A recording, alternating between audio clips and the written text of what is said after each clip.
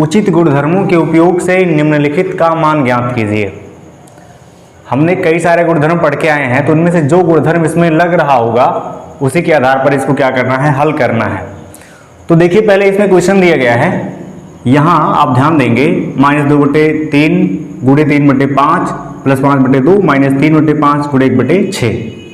तो इसमें आपको क्या कुछ दिख रहा है विशेष, जिसके आधार पर कौन सा गुणधर्म इसमें लगेगा।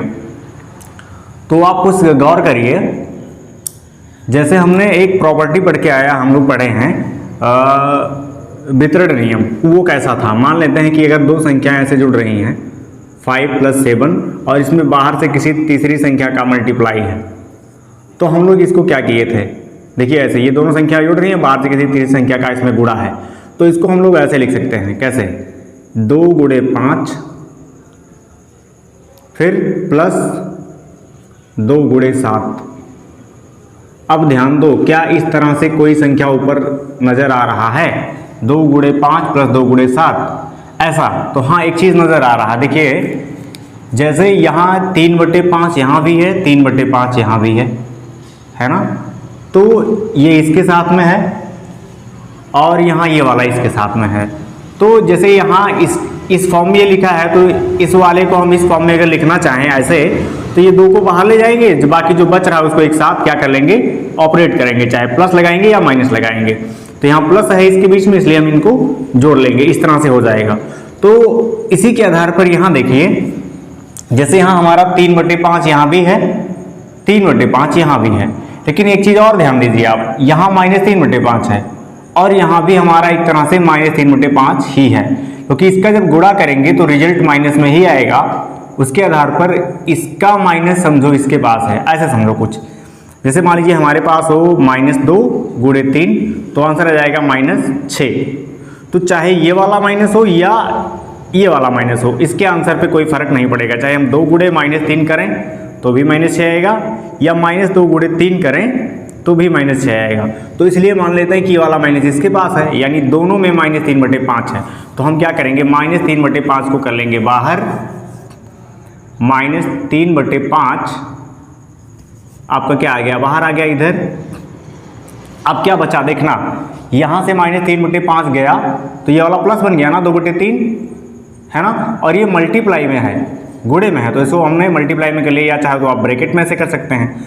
तो यहाँ ये 2/3 बच गया, प्लस हो गया ना ये।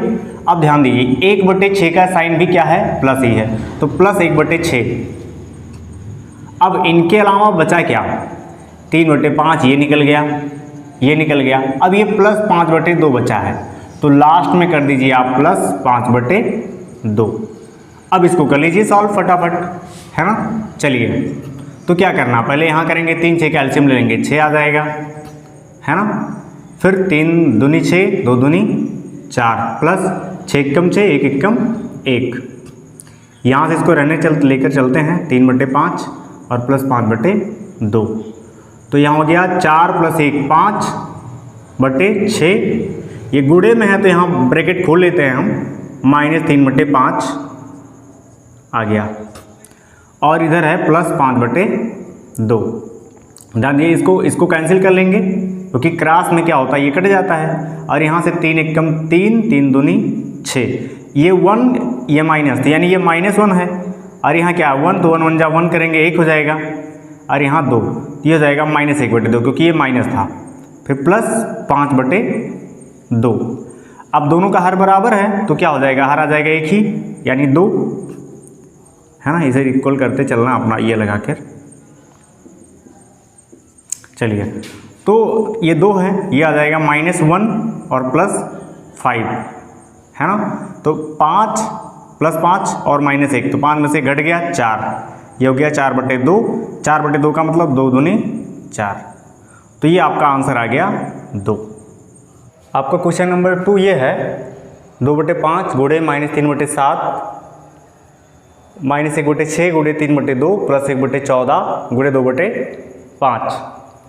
तो इसको भी वही विधि से सॉल्व करना है। उचित गुणधर्म के उपयोग से निम्नलिखित का मान ज्ञात कीजिए। यहाँ भी कौन सा गुणधर्म लग रहा है, तो गुणधर्म आप देख ही सकते हैं, पहले के जैसा यहाँ भी है, 2/5 यहाँ है, 2/5 यहाँ, दोनों गुणे में है। तो दो जगह है, एक इसके साथ 1/14 के साथ गुणा हो रहा है, एक -3/7 के साथ। तो क्या करेंगे आप 2/5 को करिए बाहर इस तरह से, जैसा भी हमने बताया था, है ना। 2/5 को आपने क्या कर लिया बाहर। अब ये 2/5 किस किस के साथ में है, एक तो -3/7 के साथ में है और एक 1/14 का, तो इन दोनों के एक साथ कर लीजिए आप, -3/7 और इसका साइन प्लस 1/14। अब इनके अलावा बचा क्या, बच ये गया ये स्टेप, -1/6 और गुणे 3/2। चलिए आगे सॉल्व करते हैं। अब आपका ये क्लियर हो गया ना, इसको सॉल्व कर लिए ब्रैकेट वाले को, तो 7/14 कैल्शियम हो जाएगा 14, है ना। 7/14 कैल्शियम हो जाएगा 14, 7 दूनी 14, 2 3 6, ये हो गया -6 प्लस 14 एकम 14, 1 एकम 1, इधर अपना है 2/5 मल्टीप्लाई में, है ना। और ये यहाँ से आप क्रॉस कर सकते हैं क्योंकि ये अलग ही स्टेप है, गुणा हो रहा, तो यहाँ इसको कैंसिल कर सकते हैं आप, 3 एकम 3, 3 दूनी 6, तो ये -1 और यहाँ 1, तो ये हो जाएगा 1 2 4, इसको आप यहाँ भी लगा सकते हैं -1/4। अब ये क्या कर हो जाएगा, देखिए ये -6 + 1, तो ये हो गया -5/14, ये गुणे 2/5 है, तो इस 5 से ये 5 कैंसिल हो जाएगा, है ना, क्रॉस मल्टीप्लाई में, और ये 2 एकम 2, 2 सते 14, यहाँ -1/4 आपका ये वाला है। अब देखिए क्या क्या बचा, यहाँ इसका गुणा कर लीजिए, 1 एकम 1, क्योंकि यहाँ भी एक बचा है, 1 एकम 1/, यहाँ कुछ बचा है, हाँ यहाँ 1 है, क्योंकि ये कट चुका है ना, तो 1 सत्ते 7, ये माइनस में बचा है -1/7, क्योंकि इसका साइन माइनस था, और ये बचा है -1/4। तो ये अब एलसीएम ले लेंगे इनका, तो 7 चौके 8 हो जाएगा 28, 7 चौके 28, 4 एकम 4, -4, फिर ये -4 सत्ते 28, 7 एकम 7। तो अब ये दोनों का साइन सेम है, इसलिए दोनों जुड़ जाएंगे और चिन्ह इनका वही रहेगा। तो ये 7 और 4 हो जाएगा 11, -11/28। तो ये रहा आपका आंसर, है ना। इसको आप आसानी से कर सकते हैं, कोई विशेष कठिन नहीं है। यदि आप अच्छे से पढ़े हैं, जो पहले हम लोग संख्याओं के गुणधर्म को पढ़े थे, आप उनको अगर अच्छे से पढ़े हैं तो आप इसको बड़े आसानी से कर सकते हैं। आप लोग इसका स्क्रीनशॉट ले लीजिए, नोट कर लीजिएगा इसको, तो इसको मिटाते हैं। आइए आपका क्वेश्चन नंबर 2 करते हैं। क्वेश्चन नंबर 2 क्या है, उसमें क्या दिया गया है देखते हैं।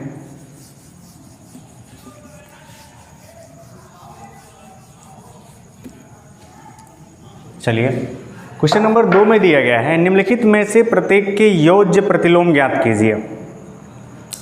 कुछ इसमें सवाल दिए गए हैं, उनके क्या निकालने हैं, योज्य प्रतिलोम, यानी योगात्मक प्रतिलोम भी उसको कहा जाता है, एडिटिव इनवर्स। तो एक नंबर हमको दिया गया है, फर्स्ट जो दिया गया है, फर्स्ट दिया है 2/8, है ना। तो इसका हमने बताया था आप लोगों को, योज्य प्रतिलोम निकालने के लिए क्या करना है, उसका साइन बदल देना है, यानी इसका जो योज्य प्रतिलोम होगा हो जाएगा -2/8। क्लियर।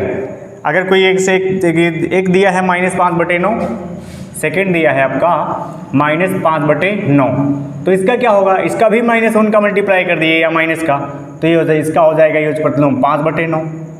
बात समझ में आई। तो चिन्ह बदल के आपको बता देना, बाकी आप इजी है, आसानी से कर सकते हैं। चलिए एक और दिया है, एक और देख लेते हैं। एक दिया है -6/-5, इसका योज्य प्रतिलोम क्या होगा। तो ये ऊपर नीचे माइनस है, इसको कैंसिल कर लेंगे। ये दिया है समझो आपको 6/5, तो 6/5 का जब निकालेंगे तो ये हो जाएगा -6/5, इसका योज्य प्रतिलोम। बात समझ में आई ना। चलिए अब क्वेश्चन नंबर 3 में दिया है, बाकी का आप लोग कर सकते हैं, इजी है। क्वेश्चन नंबर 3 में क्या दिया है, क्वेश्चन नंबर 3 में दिया है कुछ x = 11/15, 3 का फर्स्ट है, ये पहला है, x बराबर दिया है 11/15 और एक सेकेंड करके दिया है, इसमें भी कुछ है, x बराबर -13/17 के लिए सत्यापित कीजिए कि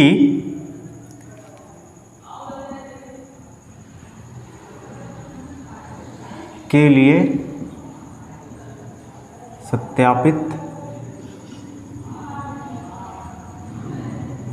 कीजिए कि क्या माइनस यहाँ लगा है, फिर ब्रैकेट के अंदर minus x equal to x. इसका मतलब समझ में आया? देखिए क्या दिया है, यहाँ दिया है x बराबर 11/15, फिर दिया है x बराबर -13/17। इन दोनों के लिए हमको प्रूव करना है कि ऐसे, यानी x के अंदर माइनस लगा है और एक ब्रैकेट के बाहर भी माइनस लगा है, तो इसका मतलब x होता है। x का मतलब मान रख लीजिए, यहाँ x का मान दिया है, समझिए ये आपका फार्मूला, इसी पे x की वैल्यू रख करके इसको सॉल्व करना है। तो चेक करिए, जैसे पहले फर्स्ट के लिए हम लोग करते हैं, इस मार्कर में नहीं है, चलिए जैसे देखते हैं, फर्स्ट में करके करते हैं। तो जैसे दिया है माइनस, फिर माइनस एक्स, इसको लाना है यानी ये एक्स ही आएगा, ठीक है। चलिए चेक करते हैं क्या सही आ रहा है कि नहीं आ रहा, प्रूव करिए। वैल्यू रखिए, दोनों तरफ रख लीजिए, दोनों तरफ वैल्यू, ये माइनस ये भी माइनस, x का मतलब 11/15, इधर इक्वल टू 11/15, तो क्या सेम आ रहा है? अरे माइनस माइनस क्या कर लेंगे, प्लस, यानी 11/15 इक्वल टू 11/15। तो ये भी प्रूव है, बस नहीं। इसी तरह से आप दूसरे को कर सकते हैं। देखिए इधर रखिए वही minus x equal to x, तो यहाँ देखिए ये माइनस रखिए अपना, फिर माइनस, अब एक्स की वैल्यू क्या है, x की वैल्यू खुद ही है -13/17।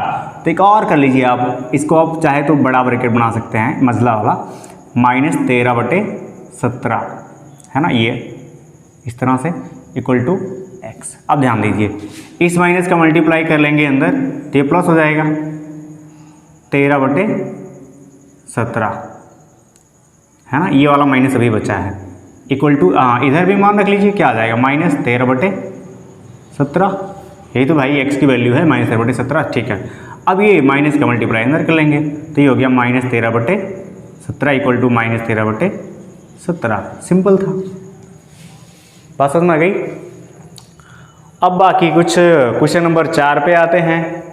तो क्वेश्चन नंबर 4 आप लोग गुणात्मक प्रतिलोम पढ़ चुके हैं, तो इसमें कुछ संख्याओं के गुणात्मक प्रतिलोम बताने हैं, इनको आप स्क्रीनशॉट ले लीजिए।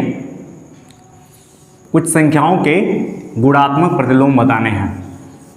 देखिए गुणात्मक प्रतिलोम किस किस के हैं, क्या क्या दिया गया है। देखिए एक दिया है -13, सब कुछ नहीं करेंगे हम, कुछ कुछ कर लेते हैं। -13 दिया है, एक और संख्या दिया है -13/19, सेकंड करके दिया है -13/19, फिर 1/5। चलिए ठीक है, 3 को करते हैं, बाकी आप लोग तो समझदार है, ये हैं, कर ही लेंगे। हाँ देखिए गुणात्मक प्रतिलोम, बात समझ में आई। तो गुणात्मक प्रतिलोम क्या कहे थे कि इसको किससे गुणा कर दें कि इसका मान 1 आ जाए। हमने आपको बताया था कि जो भी संख्या दिखाई दे, अगर बटे में है तो उलट करके उसी से गुणा कर दो, और बटे में नहीं है तो 1 के बटे में उसको रख लो, सीधी सीधी बात है ना। तो इसका जो गुणात्मक प्रतिलोम हो जाएगा 1 के बटे में, तो सीधे बोल दो इसका गुणात्मक प्रतिलोम आप लोग यहाँ लिख लेना कि -13 का गुणात्मक प्रतिलोम बराबर क्या जाएगा 1 बटे या -1/13। हर में माइनस को नहीं रखते हैं, उसको अंश में कर लेते हैं। इसका क्या हो जाएगा भाई, देखिए इसको हमने क्या कहा था, जब आप इसको उलटेंगे तो ये हो जाएगा -19/13। इसका -13/19 का गुणात्मक प्रतिलोम -19/13। इसका 1/5 का हो जाएगा 5/1, या इसको 5 ही कहें, बस समझ में, 5/1। बटे में अगर 1 है तो उसका विशेष कोई वैल्यू नहीं होता है, इसलिए उसको 5 ही लिख सकते हैं, बस समझ में आई ना। ठीक है, अब इस तरह से आप अगला कर सकते हैं। और क्वेश्चन नंबर 5 में कुछ दिया गया है। क्वेश्चन नंबर 5 को आप लोग ध्यान से देखिएगा बुक्स में, भाई हम यहाँ क्वेश्चन को नोट भी कर रहे हैं।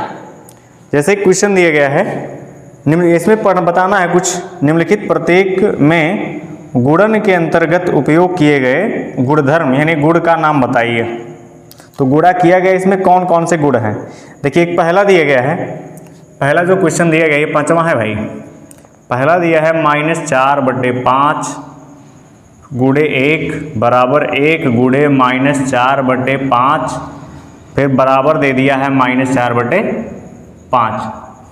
तो इसमें कौन सा गुणधर्म लागू हुआ है? हाँ भैया देखिए, ये -4/5 में 1 का गुणा किया गया, फिर 1 में -4/5 का गुणा किया गया, तो आपको क्या मिला? -4/5, यानी 1 ही है। तो 1 को हम लोग क्या कहे थे? 1 को एक विशेष नाम दिए थे हम लोग, जो है इसको कहे थे ये गुणात्मक, क्या है? गुणात्मक तत्समक अवयव है, गुणात्मक तत्समक अवयव। तो इस 1 को हम क्या कह सकते हैं? इसमें एक चीज यूज हुआ है, क्या? गुणात्मक तत्समक अवयव यूज हुआ है ना, ये वाला गुण हुआ है। चलिए इसका ये फर्स्ट था। सेकंड में क्या है भाई? सेकंड देखते हैं क्वेश्चन क्या है। सेकंड क्वेश्चन दिया है -13/17 गुणे ब्रैकेट में -2/7, फिर बराबर दिया है -2/7 गुणे -13/17 ऐसे दिया है। तो ध्यान से देखो क्या हुआ है, दोनों चीज़ वही लिखा है, दोनों तरफ वही चीज़ लिखा है ना, -2/7 -13/17। अब -2/7 यहाँ पहले आया है, ये 13/17 बाद में आया है। तो क्या हुआ, इनका क्रम बदल दिया गया ना, यानी इसमें क्या लगा है? क्रम विनिमय, क्रम विनिमय या क्रम विनिमयता का गुण इसमें लगा हुआ है। पसंद आई ना आप लोगों को? ठीक है, अगर अच्छे से पढ़ रहे हैं तो आप लोग पूरा कर सकते हैं, इसमें कुछ है ही नहीं है। अगर आप अच्छे से थ्योरी पढ़ लेते हैं तो प्रश्नावली बड़ी इजी है। चलिए देखिए तीसरा क्या दिया है। तीसरा दिया है -19/29, -19/29, फिर गुणे में दिया है 29/-19 बराबर 1। ये क्वेश्चन है ना, तो इसमें पूछा क्या है? हाँ, गुणधर्म ही बताना है ना। तो अब ध्यान देना, देखिए अभी जैसा अभी हम लोग कुछ बताए थे, यहाँ देखिए -13/19 और -19/13, ये एक दूसरे के क्या है? गुणात्मक प्रतिलोम है। तो यहाँ देखिए ये भी एक दूसरे के गुणात्मक प्रतिलोम है। तो अगर इनको आपस में गुणा कर दिए तो क्या आता है? 1। तो यहाँ भी यही वाला गुणात्मक तत्समक अवयव आ रहा है ना, तो ये बोल सकते हैं कि ये गुणात्मक तत्समक अवयव या गुणात्मक प्रतिलोम का नियम लागू हुआ है, दोनों बोल सकते हैं आप। गुणात्मक तत्समक अवयव, ठीक है।